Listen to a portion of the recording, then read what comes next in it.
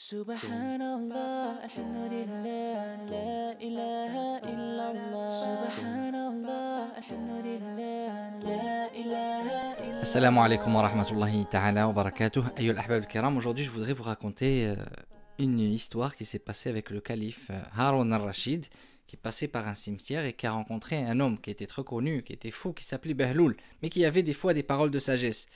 Et il dit à Bahloul: mais qu'est-ce que tu fais dans les cimetières? Oh Bahloul le fou, c'est quand que tu vas revenir à la raison? Et Bahloul il s'approche de lui et il crie plus fort que lui et il lui dit: oh Haroun, c'est le nom du calife. Oh Haroun, c'est quand que tu vas... Oh Haroun le fou, c'est quand que tu vas retrouver la raison? Et Haroun il lui dit: mais qui de nous deux s'installe dans un cimetière? C'est toi qui es fou. Il dit: non, moi j'ai la raison. Et Bahloul lui explique, il lui dit: moi j'ai compris que ceci n'est qu'éphémère. Et il montre de son doigt son palais.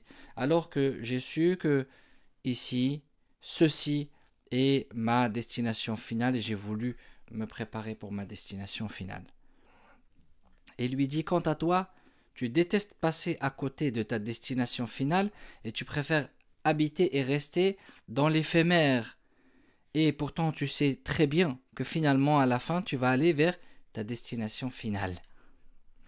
Haroun a été touché par ce rappel. Vous savez, la sagesse peut provenir de tout et de n'importe qui. Et donc, il est touché par ce rappel, il pleure.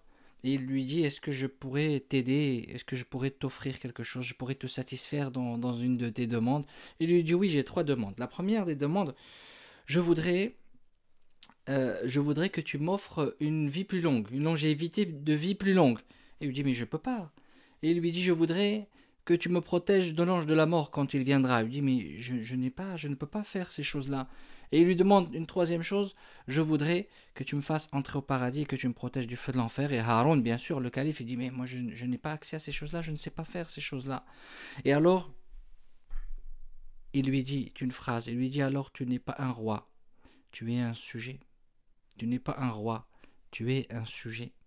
Et je n'ai pas besoin de toi. Ayyul ahbab al-kiram, la pratique de l'adoration exclusive à Dieu, c'est de voir le fort de ce bas monde n'étant qu'un faible.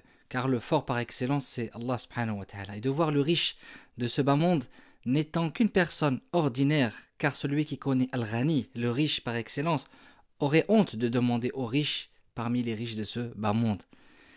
Il est lui, comme il le dit le poète, la seule vérité éternelle.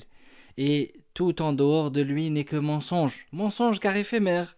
Comme le dit le verset بعد أعوذ بالله من الشيطان الرجيم ولا تدع مع الله إلها آخر لا إله إلا هو كل شيء هالك إلا وجهه له الحكم وإليه ترجعون